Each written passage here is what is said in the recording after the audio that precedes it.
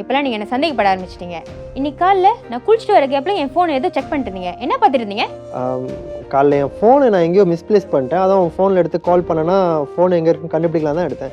மற்றபடி உன் ஃபோனில் நான் எதையும் செக் பண்ணலையா? ஓ, அப்போ 2 நாளைக்கு முன்னாடி நான் என் ஃப்ரெண்டு கிட்ட பேசிட்டு இருந்தேன். அப்போ ஒட்டு கேட்டிங்களா? அது என்ன சொல்கிறீங்க? இங்கே பாரு வித்யா, உனக்கு ஃப்ரெண்ட்ஸ் யாரும் இல்லைன்னு எனக்கு தெரியும். இப்போ திடீர்னு ஃப்ரெண்டுன்னு சொன்னேனாக்கா நான் யோசிப்பேனா மாட்டேன்.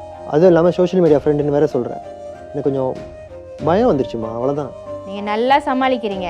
நீங்கள் பாருங்க, நான் உங்களை ஒன்றும் சீட்லாம் பண்ணல, ஓகேயா? நான் இப்போ கூட என் ஃப்ரெண்டை பார்த்துட்டு தான் வரேன். அந்த சோஷியல் மீடியா ஃப்ரெண்டா? ஆமாம். ஆம்பளை ஃப்ரெண்டா பொம்பளை ஃப்ரெண்டா? ஆம்பளை ஃப்ரெண்டு. இப்போ அதுக்கு என்ன? ஒன்றும் இல்லைம்மா, உன்னை சந்தேகப்படுறேன்னு நினைக்காத. யாரும் ஈஸியாக நம்பிடாதம்மா.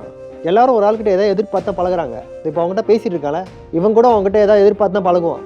ஸோ நீ நாளைக்கு எதுவும் பிரச்சனையில் மாட்டிக்க கூடாதுமா. நான் ஒன்றும் எந்த பிரச்சனையும் மாட்டிக்க மாட்டேன். இதுக்கப்புறம் என் ஃப்ரெண்டு விஷயத்தில் நீங்கள் தலையிடாதீங்க சொல்லிட்டேன்.